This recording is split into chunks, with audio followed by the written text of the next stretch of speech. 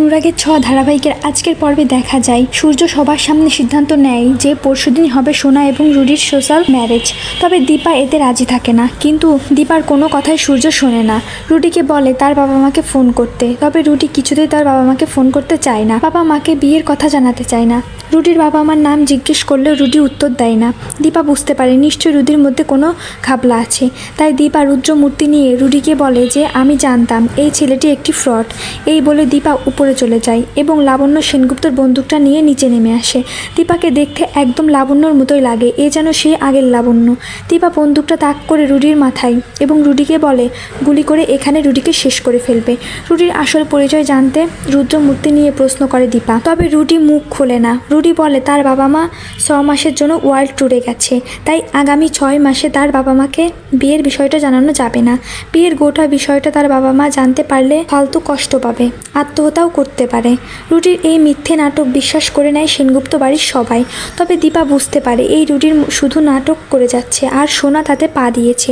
সোনা রুডিকে বিশ্বাস করছে। তবে সূর্য সিদ্ধান্ত নেয় তার বাবা মা ফিরে আসার পরে সোশ্যাল ম্যারেজ হবে। তবে পরশুদিন হবে সোনা আর রুডির একটা রিসেপশন পার্টি, আর সেখানে যাতে কোনো ঝামেলা না হয় তার জন্য দীপাকে সতর্ক করে দেয় সূর্য। দীপা বুঝতে পারে সূর্য জেদের বসে সিদ্ধান্ত নিল। অন্যদিকে রুডি ভাবতে থাকে দীপা সেনগুপ্ত, তোমাকে তো আমি শেষ করেই ছাড়ব। তোমার জন্য, তোমার শাশুড়ি লাবণ্য সেনগুপ্তর জন্য আমার গোটা পরিবার ভুগেছে। আমার দাদু দীর্ঘদিন জেলে কাটিয়েছে। সব প্রতিশোধ নেবে এবার রুডি। কেউ জানতেও পারবে না এই রুডির আসল পরিচয় কী। এই বলে সোনার জন্য একটা ড্রেস বাজেভাবে মেক করে ওই রুডি এবং সোনাকে বলে সোনা আমি আর তুমি যেদিন থাকবো সেদিন এই ড্রেসটা তুমি পরবে। তবে সোনা এই ড্রেসটা পরতে চায় না। সোনা রুডিকে বলে আমি এই ধরনের ড্রেস পরি না। সোনা এই বলে ওইখান থেকে চলে যায়। তবে রুডি ওই জামাটাকে আরও ছোট করে কাটে এবং রুডি মনে মনে ভাবে যে সোনা তুমি তো রূপার মতো এত বুদ্ধিমতী নয়, তাই তোমাকে আমি যেভাবেই হোক না কেন এই ড্রেসটা পরাবো। আর তারপরে খেলা শুরু হবে এই রুটির। অন্যদিকে সূর্যকে নিয়ে বেশ কিছু টাকা দিয়ে সাহায্য করতে চায় দীপা, কিন্তু সূর্য দীপার থেকে টাকা নেয় না।